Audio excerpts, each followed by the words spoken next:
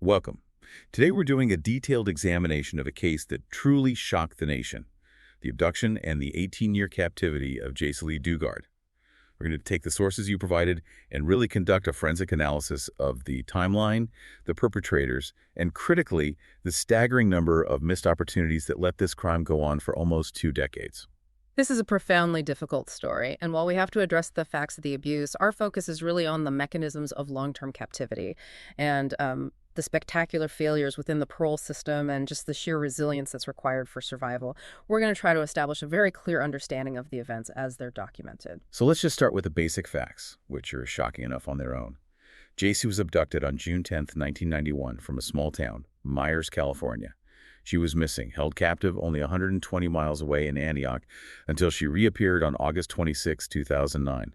That's over 18 years. 18 years hidden in plain sight. And to really understand that shock, we have to start with Jaycee's life right before it happened. It just adds such a heartbreaking layer of context to the whole thing. Jaycee was born in South Lake Tahoe back in 1980. So she was just an 11-year-old girl when she was taken. And the sources really emphasized that her family, her mother, Terry Dugard, and her stepfather, Carl Proben, they were trying to build a safe life. Exactly. And the family dynamic, their recent move, it's all highly significant. Terry Dugard married Carl Proben when Jaycee was 7. And crucially, they had moved from Arcadia, in Los Angeles County, to this rural mountain community of Myers in September 1990. Less than a year before the abduction. Less than a year. And the sources are explicit about this. They moved specifically because they wanted a safer community. They were seeking refuge from what they saw as the dangers of a more urban life. And that's what's so tragic about it, isn't it? The irony is just, It's heartbreaking. They sought safety, and then this happens right outside their home. It does. And at that exact moment, in June 1991, Jaycee's life was completely normal. She was just a 5th grader looking forward to a field trip that week. Her world was, well, it was innocent. It was all about school and family, right up until the moment Phillip Garrido's car stopped. The event itself was just. Yeah. It was calculated and swift. She was walking up a hill to her school bus stop. She was wearing her favorite all-pink outfit, which, that detail later became iconic on the missing posters. And she made a fatal but completely understandable assumption. She saw this gray car approaching and just thought they were stopping to ask for directions. A common thing in a quiet rural area like Myers. Right. She approached without any suspicion at all. But the reality was immediate violence. Phillip Garrido used a stun gun.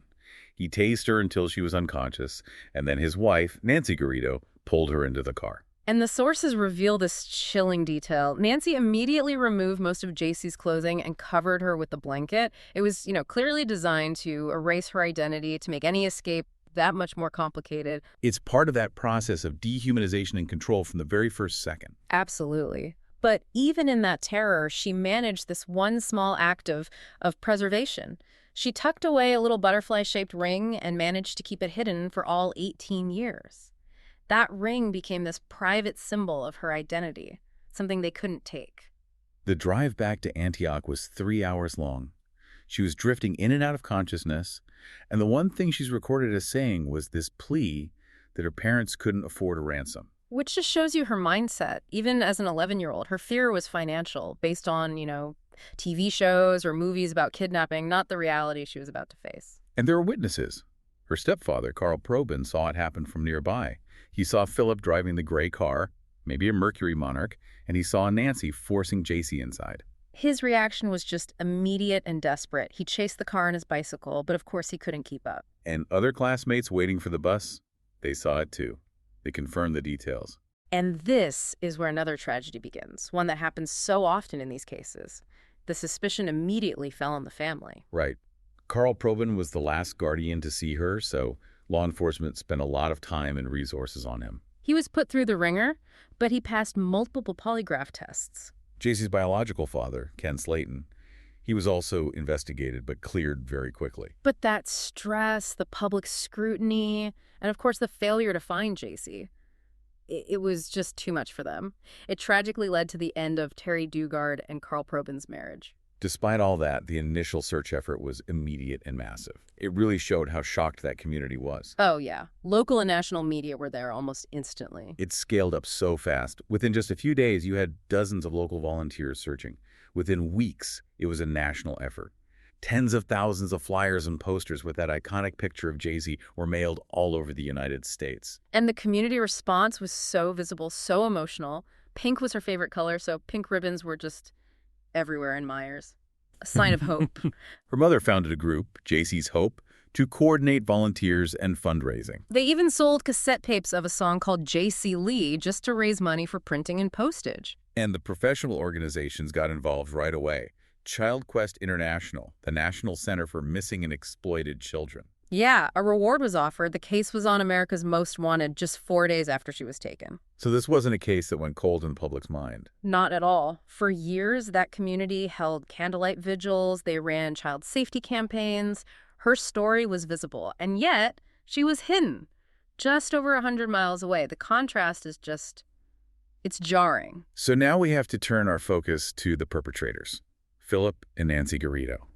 Specifically, Phillip's history and his parole status, because that really sets the stage for the massive institutional failures we need to talk about. Phillip Craig Garrido, born in 1951, had a long documented history of sexually deviant and criminal behavior. And this background is absolutely critical context when you look at how he was being monitored, or really how he wasn't being monitored before 1991. His father apparently attributed a big change in his personality to a serious motorcycle accident he had as a teenager. Right. After that, he turned to chronic drug use methamphetamine, LSD, and the pattern started early. In 1972, he was arrested for raping a 14-year-old girl. That case was dropped because the victim declined to testify. Which is a huge red flag that should have been all over any file on him. A huge one. The next year he married, and his wife later accused him of domestic violence and kidnapping when she tried to leave. But the major crime, the one that made him a high-risk federal offender, was in 1976. The kidnapping and rape of 25-year-old Catherine Calloway Hall, and we need to pause on this detail. This crime happened in South Lake Tahoe. The same general region where Jaycee was taken 15 years later. Exactly. He took Calloway Hall to a warehouse in Reno, Nevada, where the assault lasted for over 5 hours. And his arrest was almost by chance, right? Right. A police officer just happened to notice a car outside the warehouse and a break and lock. Yep. It was. And the psychiatric evaluation after his conviction is another key piece of this. He was diagnosed as a sexual deviant and chronic drug abuser. He got a 50-year federal sentence and went to Leavenworth Penitentiary in 1977. So you have a documented history of predatory behavior, a diagnosis of deviance, and a prior kidnapping and rape conviction in the exact same geographical area. Which is why the failure to connect those dots later is so egregious. And while he was at Leavenworth, he met Nancy Bocanegra. She was visiting her uncle, who was also an inmate. They married in prison in 1981. So this is where Nancy enters the picture as a known associate of a high-risk offender. And Phillip was released in 1988. He was transferred to federal parole in Contra Costa County, California. He and Nancy moved into his elderly mother's house in Antioch. And this is where the system failure just starts to accelerate. As a parolee for kidnapping and rape, Garrido was supposed to be under intense supervision. He had a GPS ankle bracelet. He was supposed to have regular intrusive visits from federal agents, local deputies, parole officers. So he was tagged, tracked, and under scrutiny, the very definition of a high-risk offender protocol. Exactly. And yet, just 3 years after his release, he plans and executes the abduction of Jaycee Dugard. He brings her 120 miles back to his home and hides her in a compound in the backyard of the very house where he was being supervised. The system it failed completely. So that journey to Antioch, it marked the beginning of 18 years of confinement, where psychological manipulation and fear were the main tools. When Jaycee arrived, she was taken straight to this concealed backyard area. And this wasn't some makeshift hiding spot. The Garridos had created this series of tents and sheds designed to be completely invisible from the house and the street. She was initially put in a tiny soundproofed shed. And the psychological engineering started immediately. Garrido handcuffed her, left her naked inside that bolted shed, and the ultimate threat to establish his dominance was the lie about trained Doberman pinschers outside, ready to attack if she made a sound. It created immediate, paralyzing fear. And the abuse was instant. The first time she was ever exposed to an unclothed man was when Garrido forced her into a shower with him right after she arrived. For that first week, her only contact was with him. He brought her fast food and gave her a bucket for waste, just stripping away all dignity. And the first rape happened within a week while she was still handcuffed. And that became a routine. He raped her at least once a week for the first 3 years. What were the psychological tools he used? How did he justify this to an 11-year-old? It was elaborate and deeply delusional. He told her demon angels had allowed him to take her. He said she was there to help him with his sexual problems because in his mind, society had ignored him. It was this false narrative where she was a necessary participant in his delusion. He also cut her off from the world. She had a TV, but she was forbidden from watching the news. So she had no idea about the search efforts that her mother was desperately looking for her. She spent about 7 months in that first shed before being moved to a bigger room where she was then handcuffed to a bed. The sources also mention his drug use. These meth binges he called runs. Yes.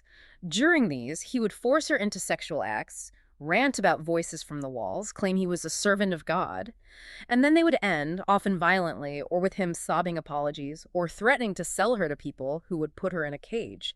That cycle of violence, delusion, and remorse is a very effective tool for trauma bonding and dependency. And Nancy's role in all this is so unsettling. She wasn't introduced until 7 months in. And her relationship with Jaycee was this bizarre mix of kindness and cruelty, a total contradiction. On one hand, she'd bring her stuffed animals or chocolate milk, these sort of pseudo-motherly acts. But on the other, she was cold, intensely cruel, expressed jealousy, and actively blamed Jaycee for the situation. In a later interview, Jaycee called Nancy evil and twisted.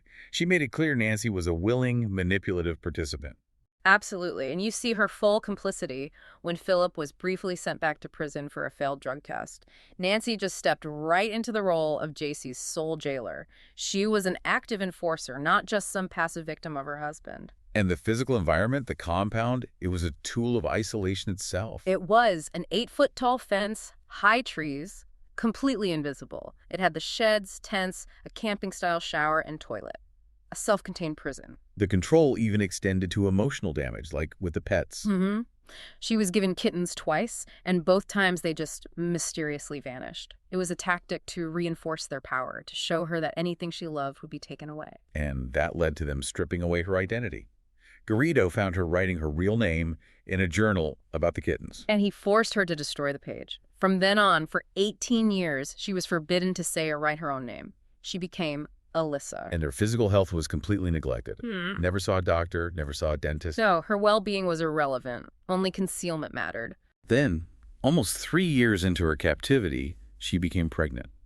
This must have fundamentally changed everything. It did. She had to learn about childbirth just from watching television. Her first daughter was born in August 1994. Jaycee was only 14. And after that first birth, the sources say the frequency of rape decreased, though he would still assault her when he was using drugs. Her second daughter was born in November 1997. Jaycee was 17.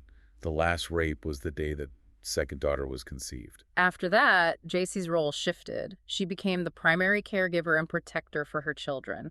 She used what little she had, mostly TV, to homeschool them, to shield them from Garridos' rants. And the Garridos forced this other layer of fiction on the children. They did. The girls were told to call Nancy Mother, and Jaycee was forced to tell them she was their older sister, Alyssa. That lie was maintained their entire lives. And it was critical for when they eventually had contact with outsiders, which they did. That's one of the most unbelievable parts. She did have contact with the public. Yes, as Alyssa, she sometimes worked in Garrido's print shop. She was a graphic artist. She had a business phone, an email account. She did. A customer even complimented her excellent work, totally unaware he was speaking to a missing person. She never hinted at anything. Nothing. It's a powerful illustration of the psychological grip he had on her. And others saw them too. Neighbors, delivery people. They would see her and the girls, sometimes even answering the front door. But she never indicated a problem, never tried to leave, which just shows you the effectiveness of that conditioning and especially the fear of what would happen to her daughters. And the car used in the abduction was supposedly on the property the whole time. It was, which just suggests this incredible sense of invulnerability, that they knew the parole system wasn't really watching. Which brings us to this record of failure. The sheer number of missed opportunities is staggering. It is, and it's what led directly to the massive civil lawsuits later on. Let's start with the physical failures of supervision. Parole officers visited the property at least twice. At least twice. But they never inspected the concealed backyard. They stuck to the house and the front yard, completely missing the hidden compound. And there was this foundational failure to use the data they had. Police never connected the 1991 kidnapping near South Lake Tahoe with Garrido's 1976 crime. The one that happened in the exact same region. That geographical link should have been an immediate red flag. Then there's the tip from 1992, less than a year after the abduction. A man calls the sheriff's department, says he saw a girl staring at a Jaycee Dugard missing poster in a gas station less than 2 miles from the Garridos' house. And he said the girl left in a large, old, yellow Dodge van. And the police did nothing. They didn't investigate the anonymous call. And the van was there. A matching van was later found on the property. A yellow Dodge van matching the description was recovered from the property after they were arrested. Yeah, that speaks to an unbelievable level of negligence. It does. Now, we should note, Jaycee's memoir later suggested she didn't leave the property between 91 and 94, but the institutional failure is the same. A credible tip linking a specific vehicle near a specific location was just ignored. And even outside the police, there were chances.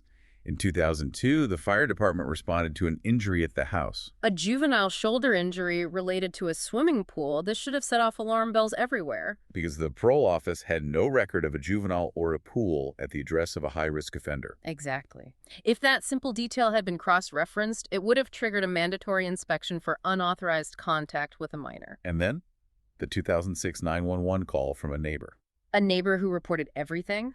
Tents in the backyard, children living outside, and described Garrido as psychotic with sexual addictions. A deputy responded, talked to Garrido at the front door for about 30 minutes, and then left.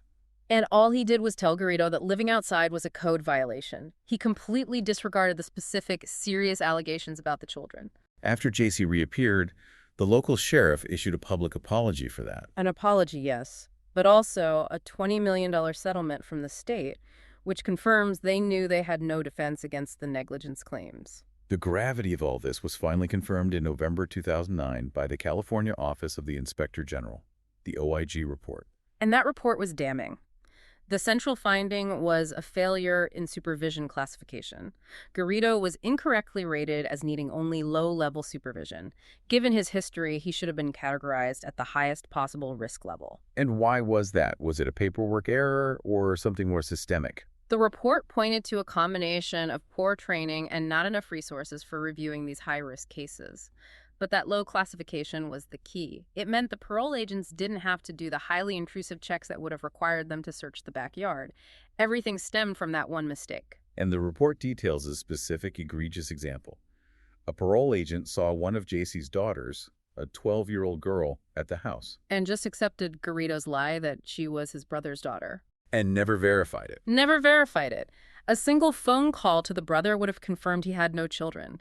It shows the failure wasn't just systemic, it was about basic due diligence. And it's worth noting, Garrido's former parole officer, Edward Santos Jr., he later broke his silence. He claimed he did search the house and backyard and that his actions led to the rescue, but he also said he felt silenced by the state, told to just keep quiet. Which suggests a culture of protecting the institution rather than owning the failures. The end of this long captivity wasn't due to the system working. It was because of Garrido's own erratic, delusional behavior. Exactly. He basically sabotaged himself. The timeline begins on August 24, 2009. He goes to the San Francisco FBI office and leaves this rambling 4-page essay called Origin of Schizophrenia Revealed. In it, he claimed he cured his own deviant behavior and had a solution for all sexual predators. On that same day, he drives to the UC Berkeley campus with Jaycee's 2 daughters. He's trying to get permission for some event he called God's Desire. And a special events manager there, Lisa Campbell, she noticed his behavior was erratic, and the girls were sullen and submissive. She very wisely asked him to make an appointment for the next day so she could get his name and contact info. He comes back the next day. An officer, Allie Jacobs, gets Campbell's report, runs a background check, and immediately finds out he's a federal parolee for kidnapping and rape. Jacobs sees the girls, notes they look pale like they haven't been in the sun. She immediately calls his parole office. And Garrido was already in violation just by being there. He was with minors. He'd traveled over his limit. 2 parole agents respond. They drive to his house, take him into custody, and drive him to the parole office. And here's one last mind-boggling failure. After reviewing his file, they decide to drive him back home that night. They just order him to report back the next day. Unbelievable. So the final confrontation happens August 26, 2009. Garrido reports to the Concord parole office as ordered. He arrives with Nancy, the two girls, and Jaycee, who he introduces as Alyssa. The parole officer separates them for individual interviews. And this is where that psychological conditioning really comes into play. Jaycee, as Alyssa, she defends Garrido, calls him a changed man, a great person. And when they press her for ID, she becomes extremely defensive, claiming she's a battered wife in hiding. It's only after a Concord police sergeant arrives and starts interviewing Garrido that Garrido confesses. He admits he kidnapped and raped Jaycee. And at that exact moment, Jaycee finally identifies herself. She later explained that her resistance was all about fear, a paralyzing fear that her children would be taken from her if she told the truth. And her initial defense of him immediately led to all this media speculation about Stockholm Syndrome. But Jaycee herself firmly rejected that label. She called the idea that she was in love with his captor degrading and so far from the truth. And that's a crucial distinction she made. She said her compliance, her apparent compassion, it was her only means of surviving. It shifts the focus from pathology to a forced protective adaptation, which is a really important insight. So after her reappearance, the story shifts. It becomes one of recovery, legal resolution, and self-determination. She was reunited with her mother, Terry, on August 27th. And crucially, she retained custody of her children. The report said that she and her daughter seemed healthy and intelligent despite everything. But the emotional damage was clear. Her stepfather noted that the daughters cried when they learned their father had been arrested. It reflects the complex, unnatural bond they had. And other survivors, like Elizabeth Smart and Sean Hornbeck, offered insights. Smart stressed focusing on the future. And Hornbeck said coming out was like entering a new world, going from black and white to full color. Jaycee has dedicated herself to recovery and advocacy. She used animal-assisted therapy with horses. And she founded the Jaycee Foundation, which supports families dealing with abduction and trauma. The legal process against the Garridos began quickly. They initially pleaded not guilty. Nancy's attorney tried to argue she was under Phillip's control, even drawing parallels to Patty Hearst. But that strategy failed. And eventually, they both pled guilty to kidnapping and rape by force on April 28, 2011. Which was likely a decision to avoid a long, traumatic trial that would have forced Jaycee to testify. At the sentencing, Phillip Garrido got 431 years to life. Nancy got 36 years to life, making her eligible for parole in 2029. Jaycee didn't attend, but she sent a powerful written statement that her mother read aloud in court. And then came the civil suits against the government. Yes. She first sued the state of California for all those monitoring lapses after 1999. And in July 2010, the state approved a settlement for $20 million. It was a clear acknowledgement of fault. But the federal lawsuit was a different story. She sued the U.S. government for failing to monitor him before 1999, citing things like his positive drug tests. In 2016, the U.S. Court of Appeals dismissed that suit, and the rationale was based on sovereign immunity and the lack of a special relationship. Right. And this needs a careful explanation. The court ruled that since Jaycee was not a victim of Garrido at the time, he was under federal supervision. And since she was just a member of the general public, the federal authorities had no specific duty to protect her. So, just to be clear for you listening, the court is saying the government's duty to protect only extends to people they already have a defined relationship with, like a known victim or someone in custody, not the general public, even when there's negligence with a known high-risk offender. It's a narrow definition, and it proved fatal to the federal case. Jaycee has since taken complete control of her own narrative.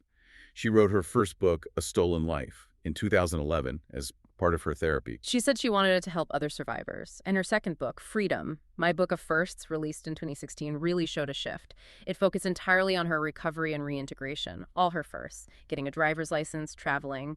It was about defining her own life moving forward. This whole examination just provides a chilling look at how one person's pathology, combined with these monumental institutional failures, allowed this to happen. For almost 2 decades, hidden in a suburban backyard.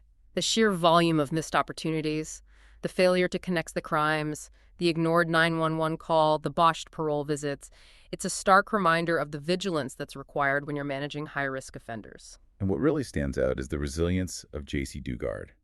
Under unimaginable stress, she survived, and she protected and raised 2 intelligent children. So here's a final thought for you to reflect on. That legal principle from the federal court dismissal, it suggests authorities only have a duty to protect victims who are already identified, not the general public. even if a member of the public is then victimized by a known parolee who has already violated his terms. Does that narrow definition of duty really balance public safety with bureaucratic limitations? And what's the cost when the system isn't legally obligated to anticipate the next victim? We sincerely appreciate you allowing us to share this detailed analysis of the source material. We hope this examination has provided some clarity and context on this incredibly difficult sequence of events. Thanks for listening.